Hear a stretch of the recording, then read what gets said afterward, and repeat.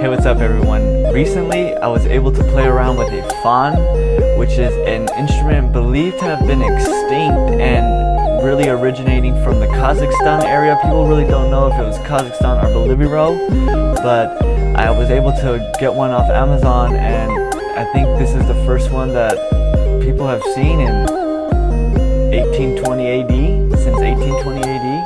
It's amazing, guys. The first time I touched the fawn, I realized that the resonance inside the fawn is something I've never heard. It's like nothing you've ever heard.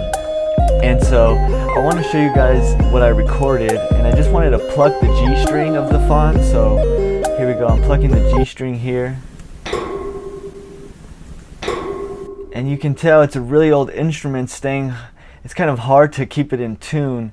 So first step in creating the fawn was we opened up a MIDI track and put a sampler there. And so I took our recording of the G string of the fawn, and we wanted to drop that into our sampler. So the first things with the sampler are we want to bring in our loop points. So our loop starts somewhere around there, and we want to change our sustain mode to this sync repeat one right here. And so once we do that, you want to bring in your loop points kind of towards the decay of the sound. And so you can see it starts and then kind of loops towards the end. We want to come over to the filter global tab, and let's turn up the release to about 6 seconds. And let's add some decay. And so what that does is that when you play the sample, it loops towards the end where a lot of the harmonic content is. And once I get a good loop of the harmonic content of the sample, we can see that it's in the G ballpark. So we want to go over to the D tune and tune it up so it's exactly in G.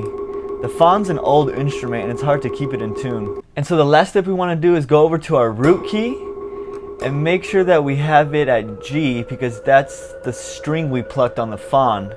So seeing now that we're playing C, we're getting C, that's A. So let me bring you guys over to the completed fawn so I can show you which macros I have mapped to what parameters. So the first two macros that I have mapped are the pitch attack and the pitch amount.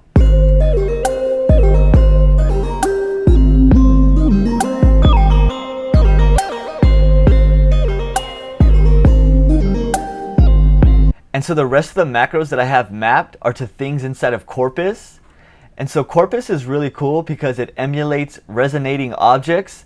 So if you go over here, you can see it emulates a beam, a marimba, a string, a membrane, which is pretty much like a drum head, a plate, a pipe, a tube.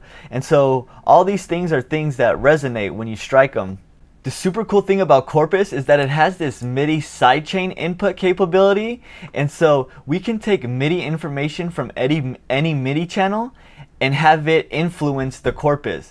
So let me show you so you can hear it.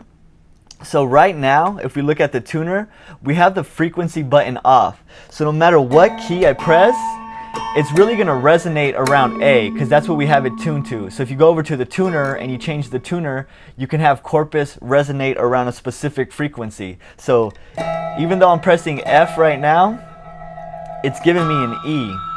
So no matter where on the keyboard, I'm pretty much going to get that E.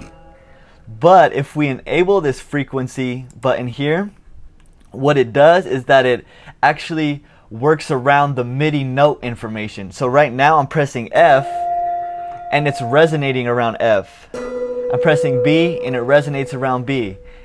It keeps it a little more closer to the traditional piano. So that's why I like to have this sidechain MIDI information on.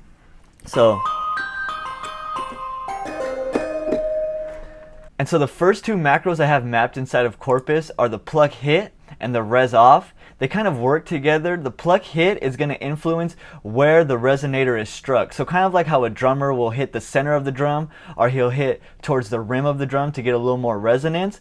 The pluck hit will kind of create a little more resonance. And it kind of works with this res off, which kind of is like a mute. It'll kind of mute resonant frequencies. And you can turn them up.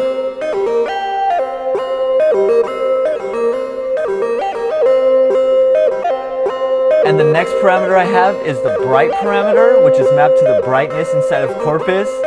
It really influences the high frequencies.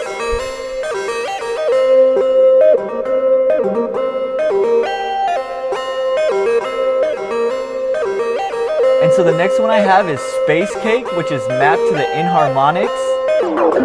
And a lot of them can kind of be not musical, but if you just put just enough, like around 5 to 10%, I think it makes the sound a little bit wider.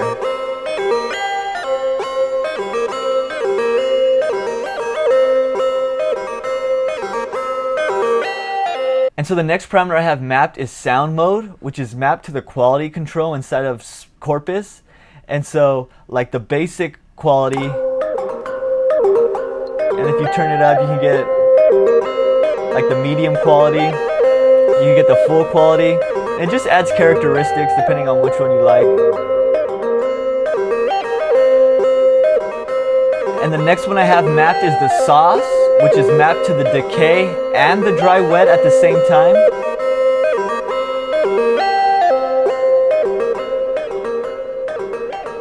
So it's pretty much controlling the decay and just how much sauce you put on it.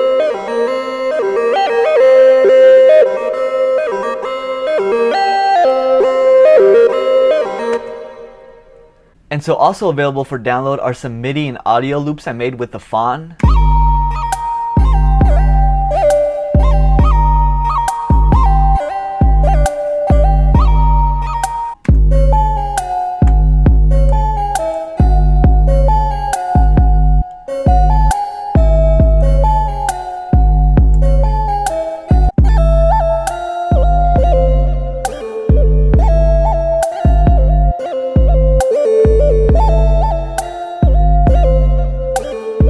You guys can download them at extrashrimp.com. I really appreciate it, guys. Thank you.